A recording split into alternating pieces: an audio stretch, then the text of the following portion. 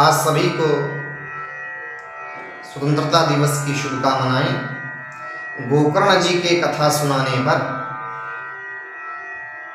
धुंधुकारी प्रेत योनि से मुक्त होकर दिव्य रूप धारण करके भागवत जी की महिमा का गान करने लगे। धन्य भागवती वार्ता प्रेत पीड़ा विनाशिनी। धन्य है भागवत की कथा जो प्रेत पीड़ा से मुक्त कर देने वाली है, भगवान के लोक को प्रदान कर देने वाली है। इस प्रकार से कथा की महिमा गा ही रहे थे, तब तक भगवान के पार्षद वैकुंठ से विमान लेकर आ गए। जब गोकर्ण जी ने देखा कि धुंधुकारी के लिए विमान आया है, तो गोकर्ण जी ने प्रश्न कर दिया, हे पार्षदों, यहाँ सबने कथा सुनी है, तो सबके लिए विमान क्यों नहीं आया, मात्र धुंधुकारी के लिए ही क्यों आया? तब पार्षदों ने कहा, हे गोकर्ण जी, श्रवणस्य विभेदेन फलभेदोत्र संस्थितः। श्रवण के भेद से यह भेदभाव हुआ है। जिस प्रकार से चित्त को एकाग्र करके धुंधुकारी ने कथा का पान किया है, उस प्रकार से किसी ने नहीं किया, इसलिए धुंधुकारी के लिए विमान आया है। उसके बाद धुंधुकारी भगवान के परम धाम को पधारते हैं। इधर गोकर्ण जी पुनः श्रावण के महीने में कथा का आयोजन करते हैं और स्वयं वक्ता बन के सभी श्रोताओं को कथा सुनाते हैं।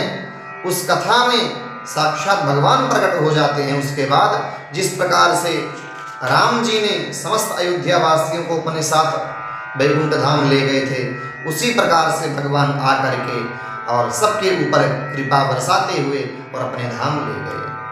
अयोध्या वासिनः पूर्वं यथा रामेण संगताः तथा कृष्णेन ते नीता गोलोकं योगी दुर्लभम। जिस प्रकार से राम जी के साथ में समस्त अयोध्यावासी वैकुंठ धाम को पधारे थे, उसी प्रकार से भगवान आकर गोकर्ण जी को आशीर्वाद प्रदान किया और सबको अपने धाम को ले गए। नारद जी ने प्रश्न कर दिया, हे सनकादि ऋषियों, हमको यह बताइए कि इस कथा सुनने की विधि क्या है। सनकादि ऋषि कहते हैं, हे नारद जी, पहले तो अपने पुरोहित को बुला करके और बढ़िया मुहूर्त निकलवाना चाहिए। मुहूर्त निकलवाने के बाद जितना धन बिटिया के विवाह में एकत्र करते हैं, उतना धन एकत्र कर लेना चाहिए। उसके बाद पत्र लिखकर या छपवा कर समस्त अपने परिवार में, मित्रमंडली में, अनुयायियों में साझा करना चाहिए, सबके घर में भेजना चाहिए और ये निवेदन करना चाहिए कि हमारे घर में भागवत जी कथा हो रही है, आप सब पधारें। उसके बाद विरक्तो वैष्णवो विप्रो वेद शास्त्र विशुद्ध कृत दृष्टांत कुशलो धीरो वक्ता कार्योतिनी स्पृहा।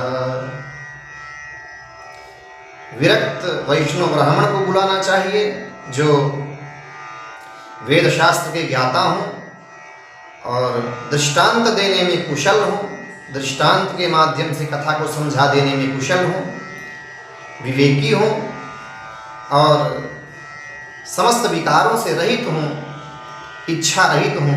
ऐसे ब्राह्मण को बुला करके और व्यासपीठ पर उनका पूजन करना चाहिए। उसके बाद